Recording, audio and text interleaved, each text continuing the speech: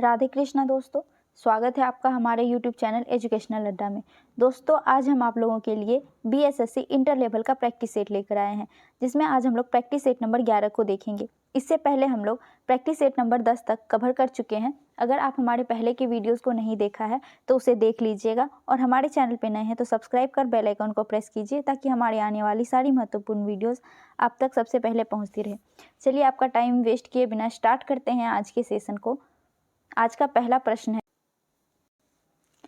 2 अक्टूबर 1952 की सामुदायिक विकास कार्यक्रम लागू होने के पूर्व 1948 में सर्वप्रथम किन 2 जिलों का एक प्रायोजिक योजना शुरू किया गया था? तो प्रायोजिक योजना होता क्या है, पहले आपको ये बता देते हैं। ये एक ऐसी योजना होती है जिसके द्वारा नवीन साधनों की खोज की जाती है तथा उस नवीन साधनों से ग्रामीण समाज में सामाजिक और आर्थिक जीवन में परिवर्तन लाया जा सके, ऐसा कुछ योजना बनाया जाता है। तो ये प्रायोजिक योजना शुरू कहाँ कहाँ हुई थी 1948 में? तो ये इटावा तथा गोरखपुर में शुरू हुई थी। तो इसका सही आंसर ऑप्शन नंबर ए हो जाएगा। अगला प्रश्न है, जनगणना 2011 के अनुसार बिहार में लिंगानुपात है। तो दोस्तों, बिहार का लिंगानुपात जनगणना 2011 के अनुसार 918 है, यानी कि पर 1000 पुरुष पर 918 महिलाएं हैं। तो इसका हो गया ऑप्शन नंबर डी, इसका सही आंसर हो जाएगा। अब बिहार का 918 हो गया, तो आप भारत का भी जान लीजिए। भारत का लिंगानुपात 943 है। कितना है? 943 है। अब बात करते हैं बिहार में सबसे ज़्यादा लिंगानुपात यानी सर्वाधिक लिंगानुपात किस जिला में है? तो गोपालगंज में है सर्वाधिक लिंगानुपात, जो कि 1021 है गोपालगंज का। और सबसे कम की बात करें तो सबसे कम मुंगेर में है। मुंगेर में कितना है? तो मुंगेर में है 876। ठीक है, आपको ये सारे डाटा को याद रखना है। अगला प्रश्न है, सांस्कृतिक और शिक्षा का मौलिक अधिकार वर्णित है। तो इसका सही आंसर हो जाएगा ऑप्शन नंबर बी, अनुच्छेद 29 और 30 में मौलिक अधिकार में सांस्कृतिक तथा शिक्षा का मौलिक अधिकार का वर्णन दिया गया है। अब मौलिक अधिकार के बारे में जान लीजिए। मौलिक अधिकार जो है यह हमारे संविधान में भाग 3 आर्टिकल नंबर 12 से 35 के बीच वर्णित है। ठीक है, और अगर बात करें मौलिक अधिकार लिया कहाँ से गया है, तो मौलिक अधिकार USA के संविधान से लिया गया है। ठीक है, आपको ये चीज़ याद रखना है। अगला प्रश्न है, कमला की सहायक नदियाँ हैं। तो कमला की सहायक नदियाँ सोनी है, ढोरी है, बलान है, लेकिन अगर सबसे प्रमुख कमला की सहायक नदी की बात करें तो बलान नदी सबसे प्रमुख सहायक नदी है। इस ऑप्शन में सभी दिए हुए हैं, इसलिए इसका सही आंसर ऑप्शन नंबर डी हो जाएगा, उपयुक्त सभी। अगला प्रश्न है,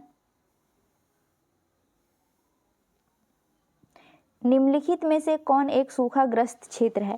तो दोस्तों, सूखाग्रस्त क्षेत्र ऑप्शन के हिसाब से रॉयल सीमा है। इसका सही आंसर ऑप्शन नंबर सी हो जाएगा। रॉयल सीमा आंध्र प्रदेश के दक्षिणी क्षेत्र में स्थित है, जहाँ पे वर्षा 50 सेंटीमीटर से कम होती है, और हमारे भारत में जहाँ 50 सेंटीमीटर से कम वर्षा होती है उसे सूखा क्षेत्र कहा जाता है। तो इसका सही आंसर हो जाएगा ऑप्शन नंबर सी, रॉयल सीमा। अगला प्रश्न है, आर्थिक उदारीकरण का जनक किसे कहा जाता है? तो आर्थिक उदारीकरण का जनक डॉक्टर मनमोहन सिंह को कहा जाता है। इसका सही आंसर ऑप्शन नंबर बी हो जाएगा। अगला प्रश्न है,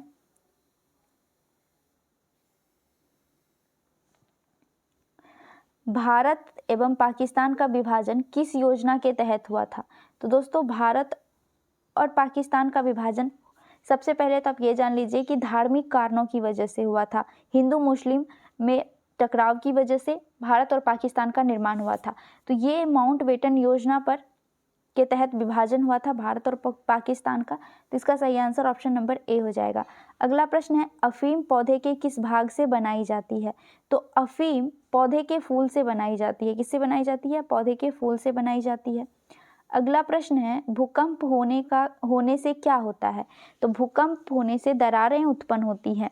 अब भूकंप होता क्यों है? तो यह भूकंप प्लेट विवर्तनीय क्रिया के कारण होता है। तो इसका सही आंसर हो जाएगा ऑप्शन नंबर बी, दरार। अगला प्रश्न है, दोस्त मोहम्मद खान के खिलाफ 1838 ईस्वी में हुई त्रिपक्षीय संघर्ष पर किन किन ने हस्ताक्षर किया था?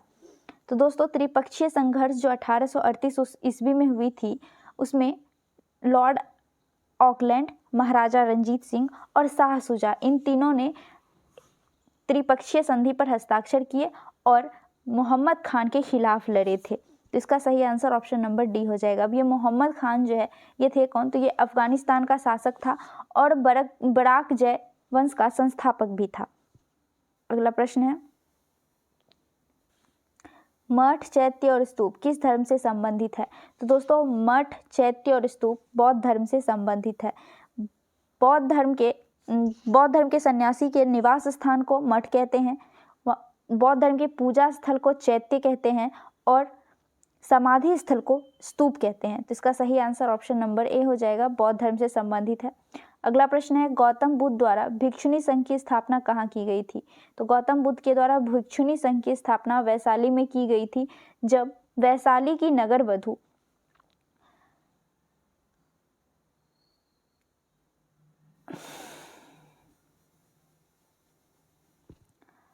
आम्रपाली बौद्ध धर्म को स्वीकार की थी, बौद्ध धर्म को अपना ली थी, तब गौतम बुद्ध ने भिक्षुणी संघ की स्थापना की थी। तो इसका सही आंसर ऑप्शन नंबर सी हो जाएगा, वैशाली में। अगला प्रश्न है, मुद्रा के सापेक्ष गलत है। तो दोस्तों मुद्रा के सापेक्ष इसमें से देख लेते हैं। पहला है क्रय विक्रय की शक्ति है, जो कि बिल्कुल सही है। दूसरा है यह साख सृजन करता है, तो मुद्रा सापेक्ष साख सृजन भी करता है, ये भी सही है। तीसरा है यह मुद्रास्फीति को रोकता है, जो कि गलत है। दोस्तों मुद्रा के सापेक्ष मुद्रास्फीति को रोकता नहीं है, मुद्रास्फीति को बढ़ाता है। मुद्रास्फीति होती क्या है, तो मुद्रा मार्केट में जब बहुत ज़्यादा आ जाती है तो उसे मुद्रा की तरलता को मुद्रास्फीति कहते हैं। मुद्रा के अधिक प्रचलन से मुद्रास्फीति आती है। तो इसका सही आंसर ऑप्शन नंबर सी हो जाएगा। अगला प्रश्न है, एलिसा परीक्षण किसे पता लगाने के लिए किया जाता है? तो दोस्तों एलिसा परीक्षण एड्स का पता लगाने के लिए किया जाता है। एलिसा एक ऐसी प्रणाली है जिसमें HIV वायरस की जांच की जाती है। तो इसका सही आंसर ऑप्शन नंबर बी हो जाएगा, एड्स। अगला प्रश्न है, भारत में पंचायती राज्य व्यवस्था की शिल्पी किसे कहा जाता है? तो दोस्तों पंचायती राज्य व्यवस्था की शिल्पी बलवंत राय मेहता को कही जाती है। इसका सही आंसर ऑप्शन नंबर सी हो जाएगा, VR मेहता। दोस्तों बलवंत राय मेहता की आई रिपोर्ट, जो कि 24 नवंबर 1957 ईस्वी को आई थी, लोकतांत्रिक विकेंद्रीकरण की सिफारिश की गई थी, जो आगे चलकर पंचायती राज्य व्यवस्था में बदल गई। तो इसका सही आंसर ऑप्शन नंबर सी हो जाएगा, VR मेहता। अगला प्रश्न है,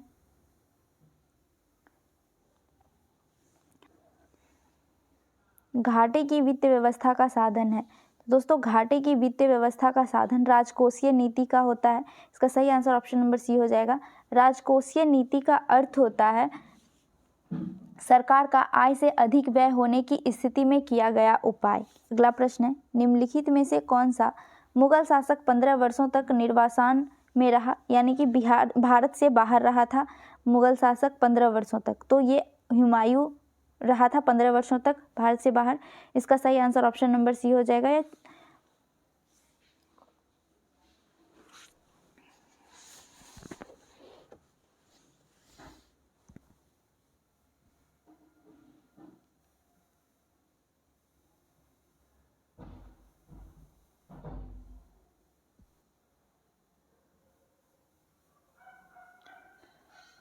अगला प्रश्न, निम्नलिखित में से कौन सा मुगल शासक 15 वर्षों तक निर्वासन रहे? तो हुमायूं 15 वर्षों तक भारत से बाहर रहा था। 1540 से लेकर 1555 ईस्वी तक ये भारत से बाहर रहा था। 1540 में जब बिलग्राम यानी कन्नौज का युद्ध हुआ था, तो उस युद्ध में शेरशाह सूरी से पराजित होकर हुमायूं भारत से बाहर भाग गए थे। अगला प्रश्न है, गुलबर्गा एक जमाने में किस राज्य की राजधानी थी? तो यह बहमनी राज्य की राजधानी थी। इसका सही आंसर ऑप्शन नंबर सी हो जाएगा। बहमनी राज्य की स्थापना 1347 ईस्वी में हसन गंगू के द्वारा किया गया था। अगला प्रश्न है,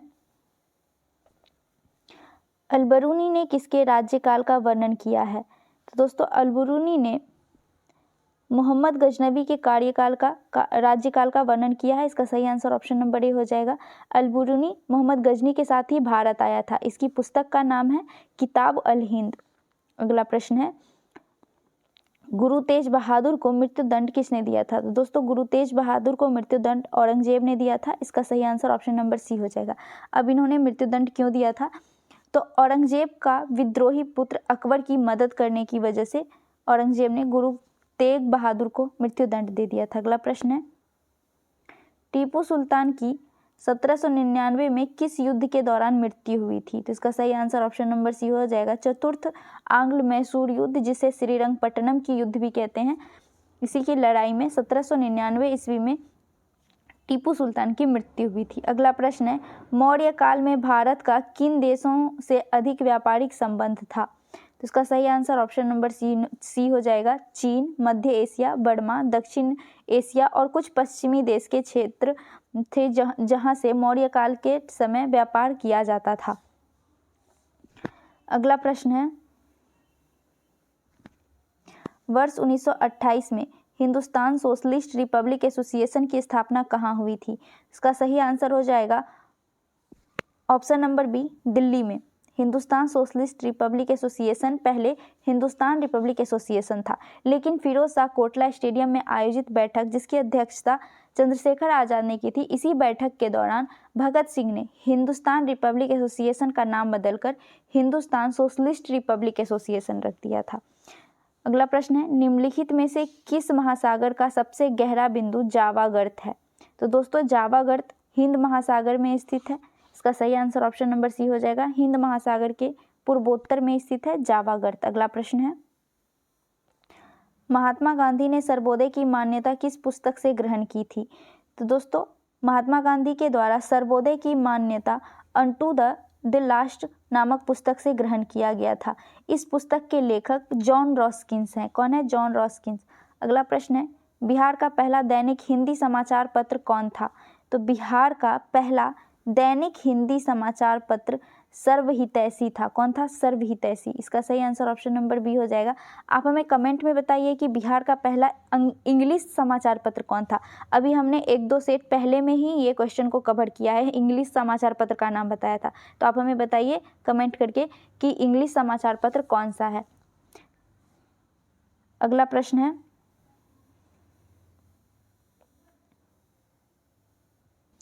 सूची 1 को सूची 2 से सुमेलित करना है। एक तरफ कथन दिया हुआ है और दूसरी तरफ वक्ता दिया हुआ है। तो चलिए देख लेते हैं। पहला कथन है, मेरे शरीर पर पड़ी एक एक लाठी ब्रिटिश साम्राज्य के कफन में कील सिद्ध होगी। यह कथन लाला लाजपत राय ने साइमन कमीशन के विरोध प्रदर्शन के दौरान कहा था, जब पुलिस की लाठी चार्ज पर से लाला लाजपत राय गंभीर रूप से घायल हो गए थे। दूसरा कथन है, हमने घुटने टेक कर रोटी मांगी किंतु उत्तर में हमें पत्थर मिले। ये गांधी जी का कथन है। तीसरा है, सतत जागरूकता की स्वाधीनता का मूल्य है। यह जवाहरलाल नेहरू के द्वारा कहा गया था। और इनकलाब जिंदाबाद यह भगत सिंह के द्वारा कहा गया था। तो इसका सही आंसर हो जाएगा 3, 2, 4 और 1, जो कि ऑप्शन नंबर बी में है। तो इसका सही आंसर ऑप्शन नंबर बी हो जाएगा। अगला प्रश्न है, 1940 में व्यक्तिगत सविनय अवज्ञा आंदोलन में दूसरे सत्याग्रही कौन चुने गए थे? तो दोस्तों सविनय अवज्ञा आंदोलन के दूसरे सत्याग्रही जवाहरलाल नेहरू थे। इसका सही आंसर ऑप्शन नंबर बी हो जाएगा। लेकिन अगर पहला सत्याग्रही का पूछे तो पहला सत्याग्रही आचार्य विनोबा भावे थे। इसका सही आंसर ऑप्शन नंबर ए हो जाएगा। आचार्य विनोबा भावे पहला सत्याग्रही और दूसरा सत्याग्रही जवाहरलाल नेहरू था। तो इसका सही आंसर ऑप्शन नंबर बी हो जाएगा, दूसरा सत्याग्रही पूछा है तो। अगला प्रश्न है, लोकमान्य तिलक किस विचारधारा के पोषक थे? तो बाल गंगाधर तिलक उग्रवादी विचारधारा के पोषक थे। तो इसका सही आंसर ऑप्शन नंबर बी हो जाएगा। उग्रवादी विचारधारा से कौन कौन थे दोस्तों? तो इसमें 3 लोग मूलतः सम्मिलित थे। 3 लोग थे जिसे त्रिरत्न कहते हैं उग्रवादी विचारधारा की। कौन कौन थे? तो लाल, बाल और पाल। लाला लाजपत राय, बाल गंगाधर तिलक और बिपिन चंद्र पाल, ये तीनों मुख्य थे जो उग्रवादी विचारधारा से संबंधित थे। अगला प्रश्न है, 1923 ईस्वी में चित्तरंजन दास और पंडित मोतीलाल नेहरू ने जिस स्वराज दल का निर्माण किया उसका मुख्य कार्यक्रम था। तो इसका सही आंसर हो जाएगा ऑप्शन नंबर डी, चुनाव जीतकर विधानमंडलों में जाकर सरकार का विरोध करना। इसकी स्थापना कब हुई थी? तो स्वराज दल की स्थापना 1923 ईस्वी को हुआ था। अगला प्रश्न है, भारत के उत्तरी मैदान पूरी तरह से किस मिट्टी से निर्मित है? तो दोस्तों भारत का जो उत्तरी मैदान है यह जलोढ़ मिट्टी से निर्मित है। इसका सही आंसर ऑप्शन नंबर बी हो जाएगा। ये पहाड़ियों से निकलने वाली नदियों के द्वारा लाई गई मिट्टी से निर्मित है, इसलिए यह यहाँ पे जलोढ़ मिट्टी पाई जाती है। अब जलोढ़ मिट्टी मुख्यतः 4 प्रकार की होती है: भावर, तराई, बांगर और खादर। अगला प्रश्न है, सर्वोच्च न्यायालय को संविधान के किस अनुच्छेद के अंतर्गत मूल अधिकारों की रक्षा के लिए लेखा यानी राइट जारी करने का अधिकार है? तो दोस्तों सर्वोच्च न्यायालय यानी सुप्रीम कोर्ट की बात कर रही है, तो सुप्रीम कोर्ट अनुच्छेद 32 के तहत राइट जारी करती है। तो इसका सही आंसर ऑप्शन नंबर डी हो जाएगा। लेकिन अगर हाई कोर्ट की बात करें तो हाई कोर्ट आर्टिकल नंबर 226 के तहत रीट जारी करता है। अब अनुच्छेद 32 की बात करें तो अनुच्छेद 32 को भीमराव अंबेडकर ने संविधान का हृदय और आत्मा कहा है। अगला प्रश्न है, अध्यादेश जारी करने का अधिकार राष्ट्रपति का कौन सा अधिकार है? तो अध्यादेश जारी करने का अधिकार राष्ट्रपति का विधायी अधिकार है। इसका सही आंसर ऑप्शन नंबर डी हो जाएगा, विधायी अधिकार। लेकिन अगर राज्यपाल की बात करें तो राज्यपाल अध्यादेश जारी करता है आर्टिकल नंबर 213 के तहत, और राष्ट्रपति अध्यादेश जारी करता है आर्टिकल नंबर 123 के तहत। राष्ट्रपति 123 और राज्यपाल 213 के तहत अध्यादेश जारी करता है। अगला प्रश्न है, राज्यसभा को लोकसभा की तुलना में कुछ मामले में कम अधिकार है, इस संबंध में निम्नलिखित कथनों में से कौन सा सही नहीं है? चलिए देख लेते हैं। पहला ऑप्शन में है संविधान संशोधन संबंधित प्रस्ताव लोकसभा में रखा जाएगा और वहां स्वीकार होने पर ही राज्यसभा में रखा जाएगा, जो कि गलत है। पहला ही स्टेटमेंट गलत है, तो इसका सही आंसर ऑप्शन नंबर ए हो जाएगा। दोस्तों संविधान संशोधन के मामले में जितना अधिकार लोकसभा को दिया जाता है उतना ही अधिकार राज्यसभा के पास भी है, लेकिन इस कथन में कह रहा है कि लोकसभा में रखा जाता है पहले और उसको स्वीकार होने के बाद राज्यसभा में भेजा जाता है, जो कि बिल्कुल ही गलत है। तो इसका सही आंसर ऑप्शन नंबर ए हो जाएगा। अगला प्रश्न है, राज्य के राज्यपाल की क्या स्थिति होती है? दोस्तों राज्य के राज्यपाल की स्थिति कैसी है देख लेते हैं। पहला है वह राज्य के प्रशासनिक तंत्र का अध्यक्ष होता है, गलत है। दूसरा है वह राज्य की कार्यकारिणी का अध्यक्ष होता है, ये सही है, वह कार्यकारिणी अध्यक्ष होता है राज्य का। तो इसका सही आंसर ऑप्शन नंबर बी हो जाएगा। अगला है वह कार्यकारिणी तथा व्यवस्थापिका का अध्यक्ष होता है, वह व्यवस्थापिका का नहीं होता है दोस्तों। और ये चौथे ऑप्शन में भी व्यवस्थापिका और न्यायपालिका तीनों दिया हुआ है, तो ये भी नहीं होगा। ऑप्शन कौन सा सही हो जाएगा? ऑप्शन नंबर बी सही हो जाएगा। अगला प्रश्न है,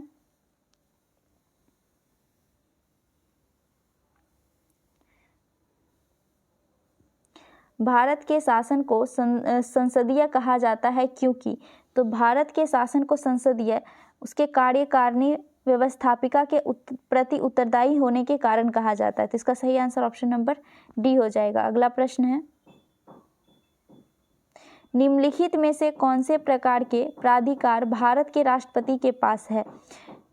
चलिए देख लेते हैं। पहला है वास्तविक तथा लोकप्रिय, जो कि गलत है, वास्तविक अधिकार तो होता ही नहीं राष्ट्रपति के पास। दूसरा है औपचारिक और कानूनी, ये सही है, औपचारिक और कानूनी है। तीसरा है राजनीतिक और नाम मात्र, ये भी नहीं है। चौथा है राजनीतिक नहीं है, नाम मात्र का है। संवैधानिक और नाम मात्र, ये हो जाएगा, संवैधानिक है और नाम मात्र है। तो इसका सही आंसर हो जाएगा 2 और 4, जो कि ऑप्शन नंबर डी में है। तो इसका सही आंसर ऑप्शन नंबर डी हो जाएगा। अगला प्रश्न है, समवर्ती सूची के विषयों पर केंद्र व राज्य दोनों ही कानून बना सकते हैं, परंतु दोनों में विरोध की स्थिति में क्या करेंगे? जब समवर्ती सूची पर केंद्र भी कानून बनाता है और राज्य भी कानून बनाता है, जब दोनों कानून बनाएंगे तो उस समय केंद्र के बनाए हुए कानून को मान्यता ज़्यादा दी जाएगी राज्य के बनाए हुए कानून के तुलना में। तो इसका सही आंसर ऑप्शन नंबर सी हो जाएगा, केंद्र का कानून मान्य होगा। अगला प्रश्न है, उत्तर पूर्वी मानसून से सर्वाधिक वर्षा प्राप्त करने वाला राज्य है? तो दोस्तों उत्तर पूर्वी मानसून से सबसे ज़्यादा वर्षा तमिलनाडु में होती है। इसका सही आंसर ऑप्शन नंबर सी हो जाएगा। लेकिन मूल्यतः बात करें भारत की, तो मुख्यतः भारत में दक्षिण पश्चिम मानसून से वर्षा होती है।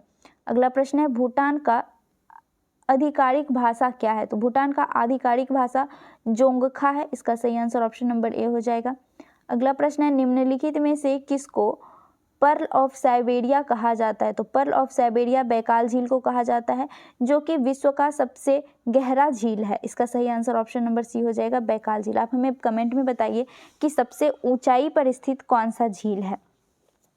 अगला प्रश्न है, सीढ़ीदार खेती अधिक होती है? तो सीढ़ीदार खेती अधिकतर पर्वतीय क्षेत्र में होती है और यह चाय उत्पाद के लिए काफ़ी महत्वपूर्ण है। तो इसका सही आंसर ऑप्शन नंबर बी हो जाएगा, पर्वतीय क्षेत्र। अगला प्रश्न है, राष्ट्रीय विकास परिषद का गठन कब किया गया था? तो दोस्तों, राष्ट्रीय विकास परिषद का गठन अगस्त 1952 ईस्वी को किया गया था। इसका सही आंसर ऑप्शन नंबर सी हो जाएगा। इसका अध्यक्ष पीएम होते हैं।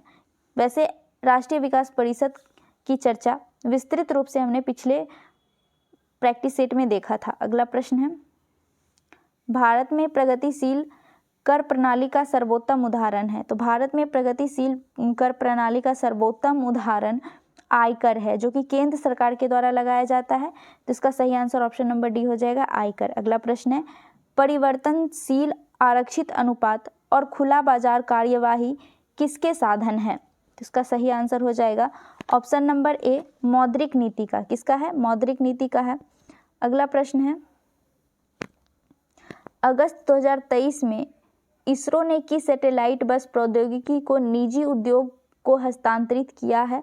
तो IMS फर्स्ट को किया है हस्तांतरित। इसका सही आंसर ऑप्शन नंबर बी हो जाएगा। अगला प्रश्न है, जुलाई 2023 में यूनेक्स कनाडा ओपन 2023 में पुरुष एकल का खिताब लक्ष्य सेन ने किस खिलाड़ी को हराकर जीता? तो यह चीन के खिलाड़ी ली सीफेंग को हराकर यूनेक्स कनाडा ओपन पुरुष एकल का खिताब लक्ष्य सेन ने जीता। तो इसका सही आंसर ऑप्शन नंबर बी हो जाएगा। अगला प्रश्न है,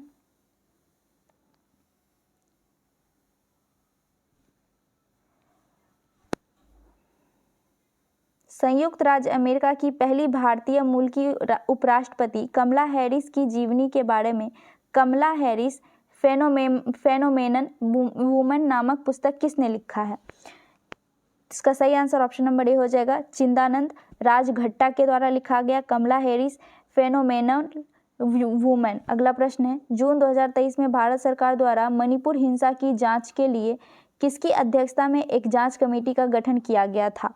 तो दोस्तों, मणिपुर हिंसा में 3 सदस्यीय कमेटी की बैठक हुई थी, 3 सदस्यीय कमेटी का गठन हुआ था, जिसके अध्यक्ष थे अजय लांबा। इसका सही आंसर ऑप्शन नंबर बी हो जाएगा, अजय लांबा। अगला प्रश्न है,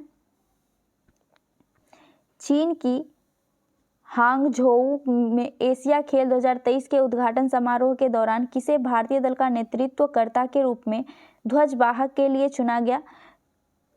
तो हरमनप्रीत सिंह और लवलीना बोरगोहन, इन दोनों को एशियाई खेल 2023 के उद्घाटन समारोह में ध्वजवाहक के रूप में चुना गया। इसका सही आंसर ऑप्शन नंबर सी हो जाएगा। अगला प्रश्न है, ट्रेड मिल टेस्ट किसकी चिकित्सा से संबंधित है? तो ट्रेड मिल टेस्ट हृदय से संबंधित है। इसका सही आंसर ऑप्शन नंबर ए हो जाएगा। अगला प्रश्न है,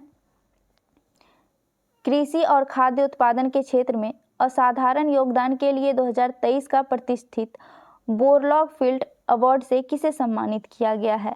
इसका सही आंसर ऑप्शन नंबर सी हो जाएगा, स्वाति नायक को चुना गया है।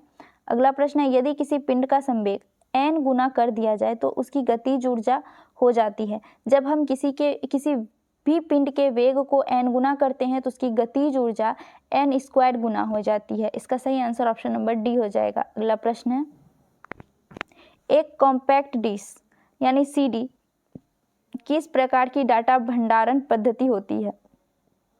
तो दोस्तों, एक CD ऑप्टिकल यानी कि प्रकाशीय डाटा भंडारण पद्धति पर काम करती है। इसका सही आंसर ऑप्शन नंबर बी हो जाएगा, ऑप्टिकल। अगला प्रश्न है, उदासीन परमाणु में कौन से कण समान होते हैं? तो दोस्तों, उदासीन परमाणुकरण में इलेक्ट्रॉन नेगेटिव और प्रोटॉन पॉजिटिव होता है। इसका सही आंसर ऑप्शन नंबर सी हो जाएगा, इलेक्ट्रॉन नेगेटिव और प्रोटॉन पॉजिटिव। अगला प्रश्न है, जीवन रक्षा हार्मोन किस ग्रंथि से स्रावित होती है? तो जीवन रक्षा हार्मोन एड्रेनलिन ग्रंथि से स्रावित होती है, जिसे लरो और उरो हार्मोन भी कहते हैं। तो इसका सही आंसर ऑप्शन नंबर ए हो जाएगा। अगला प्रश्न है, निम्नलिखित में से कौन सा भाग मानव की कंकालीय संरचना से संबंधित है? तो मानव की कंकालीय संरचनाओं से संबंधित है जांघ की हड्डी। इसका सही आंसर ऑप्शन नंबर बी हो जाएगा। मानव शरीर बनने के लिए कंकाल का होना काफ़ी महत्वपूर्ण है। हमारे शरीर में यानी मानव शरीर में कंकालों की संख्या 206 होती है, यानी हड्डियों की संख्या कितनी होती है? 206 होती है। अगला प्रश्न है, एक व्यक्ति एक का भार लिफ्ट में अपने भार का 2 गुना होता है, इस दशा में उसका त्वरण होगा। तो जब किसी भी व्यक्ति का भार लिफ्ट में 2 गुना होता है यानी कि वह गुरुत्वीय त्वरण g का ऊर्ध्वापातर ऊपर की ओर जाता है। इसका सही आंसर ऑप्शन नंबर बी हो जाएगा। ऊर्ध्वाधर ऊपर की ओर जा रहा होगा तब उस लिफ्ट में उसका भार 2 गुना महसूस होगा। जब g ऊर्ध्वाधर के नीचे आएगा तो लिफ्ट में मौजूद व्यक्ति को अपने भार में कमी महसूस होगी, और जब कभी लिफ्ट की रस्सी टूट जाती है तो उसमें मौजूद व्यक्ति या फिर किसी भी वस्तु का भार शून्य हो जाता है। अगला प्रश्न है, मानव शरीर विज्ञान के संदर्भ में निम्नलिखित में से कौन सा लोब मुख्य रूप से दृश्य सूचक से संबंधित है? तो इसका सही आंसर ऑप्शन नंबर बी हो जाएगा, ऑक्सीपिटल लोब। अगला प्रश्न है, निम्नलिखित में से क्या एक गुणसूत्र संबंधीय विकार है? तो इसका सही आंसर ऑप्शन नंबर डी हो जाएगा, डाउन्स संलक्षण यानी डाउन सिंड्रोम एक गुणसूत्रीय संबंधित विकार है जिसमें 21वां गुणसूत्र त्रिविमीय हो जाता है। क्या हो जाता है? त्रिसूत्रीय हो जाता है।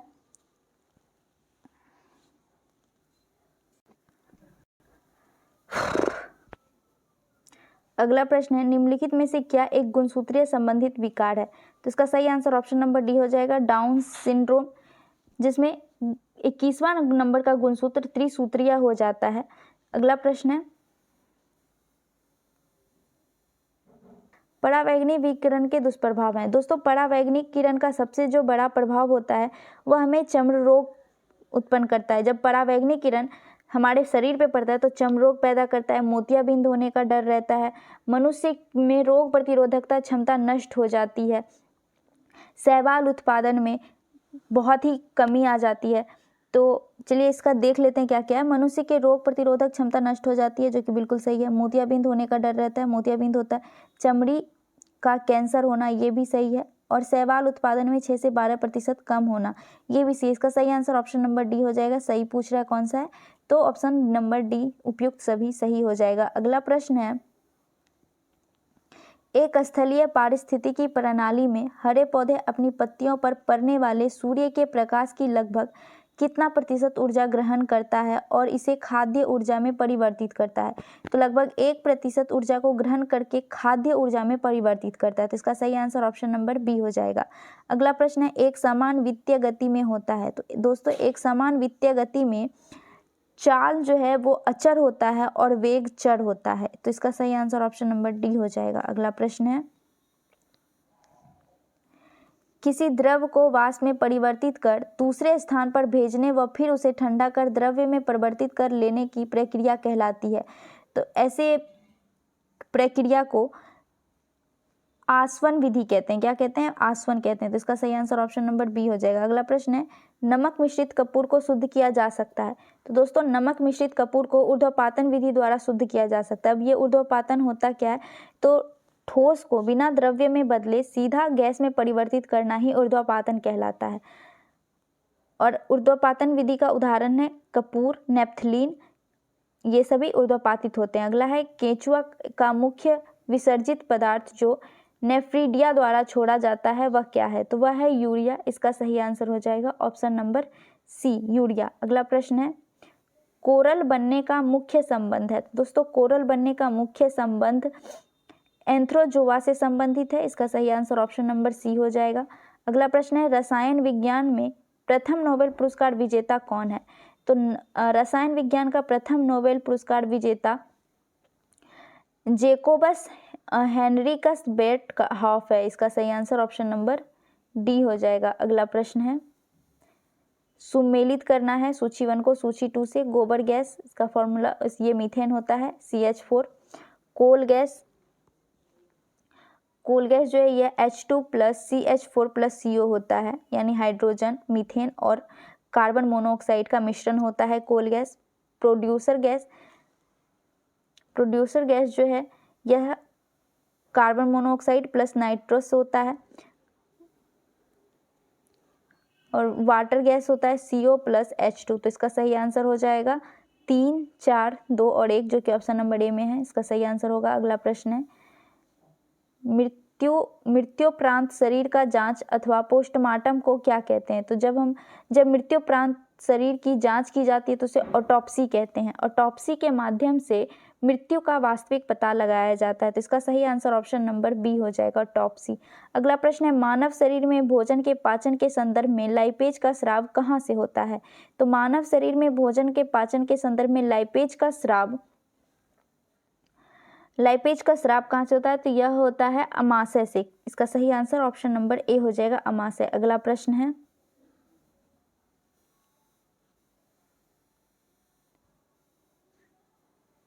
सूर्य की हानिकारक किरणों से आंखों की रक्षा के लिए धूप के चश्मे में प्रयुक्त कांच का किसका मिश्रण होता है? तो फेरस ऑक्साइड का मिश्रण होता है कांच में। इसका सही आंसर ऑप्शन नंबर सी हो जाएगा। अगला प्रश्न है, प्लवमान जीन के सिद्धांत का प्रतिपादन किसने किया था?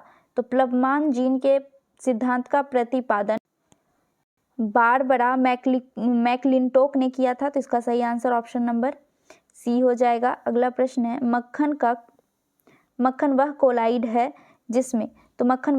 है जिसमें वसा में जल परीक्षित हो जाता है। तो इसका सही आंसर ऑप्शन नंबर बी हो जाएगा। वसा अलग हो जाता है और जल अलग हो जाता है, तब मक्खन निकलता है। अगला प्रश्न है, आदर्श गैस का इलेक्ट्रॉनिक विन्यास है। तो दोस्तों, आदर्श गैस उसे कहते हैं जिसका सबसे बाह्यतम कक्ष में पूर्ण इलेक्ट्रॉन हो। तो इसका सही आंसर ऑप्शन नंबर ए हो जाएगा, जिसके लास्ट ऑर्बिट में 8 संख्या में हो।